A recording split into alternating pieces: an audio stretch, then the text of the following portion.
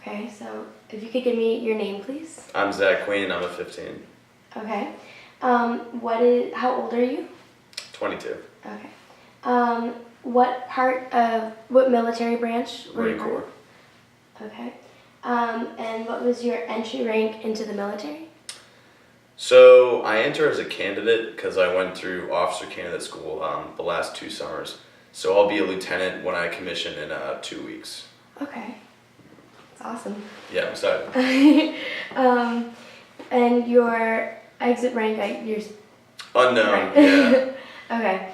And then the region where you were born and raised. Virginia, Okay. And the place where you currently live. New Hampshire. And your military job title. Right now it's technically sergeant. I don't have a specialty yet because I haven't been through the training school to get assigned it. But Right. Okay. And have you deployed? no. I just wanted to get that. Okay. So, upon joining the military, were there any traditional initiation rites that all new recruits underwent? Yep. There's 2 main bodies where they operate. There's recruit depots for enlisted people, and then there's officer candidate school for future officers like myself. So I went to officer candidate school in Quantico, and as far as initiation rites, the whole thing is essentially a giant initiation rite. I was there for 3 months. It's just intense hazing. Initiation rites, sleep deprivation, probably slept 3 to 4 hours a night. Food deprivation, I lost about 20 pounds. A lot of screaming.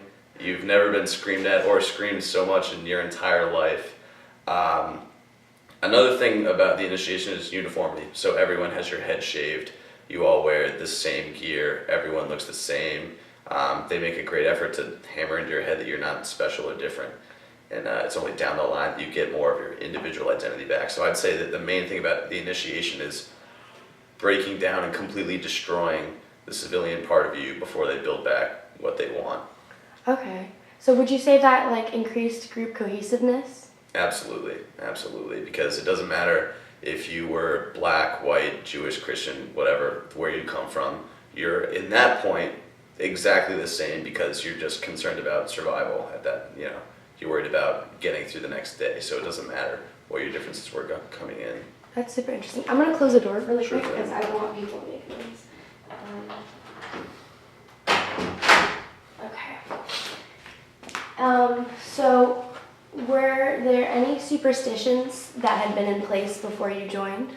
Yeah, I mean, the Marine Corps and the military in general is an organization with a ton of history, and they're very proud of that history.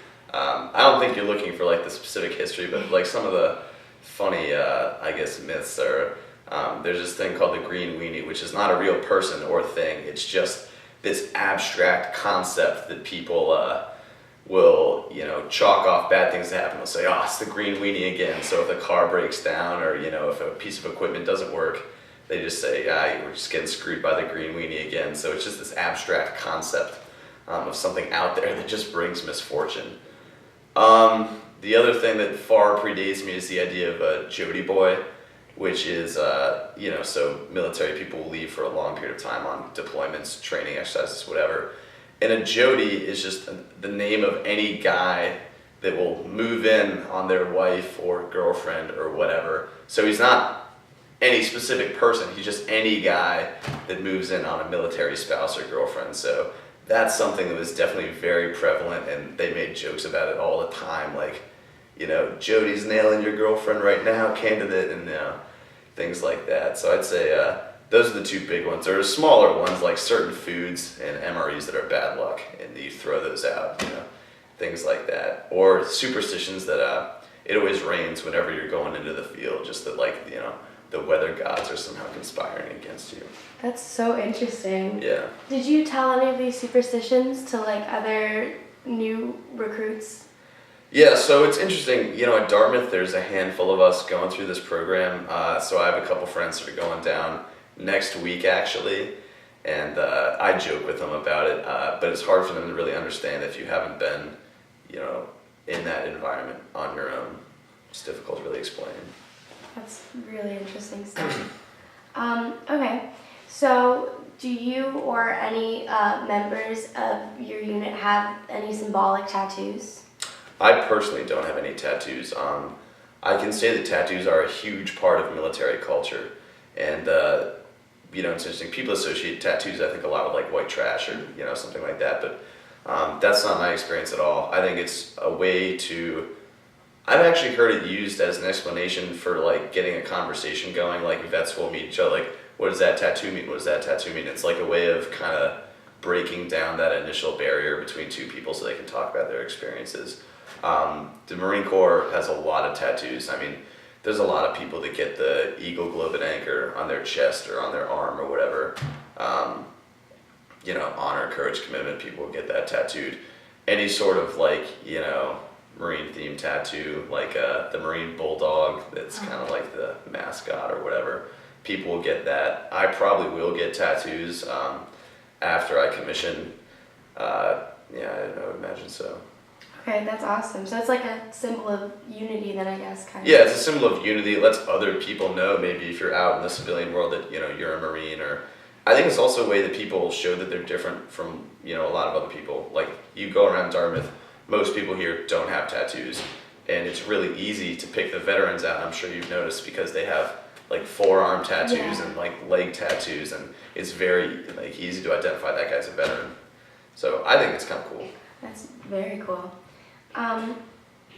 Okay, and then just the last question I have for you was, were there any inside jokes that you guys shared? Like, I guess the superstitions of, like, the green weenie would be similar in that vein, but is there any, like, things that you would specifically consider a joke that you all shared? Well, every unit has inside jokes about their instructors.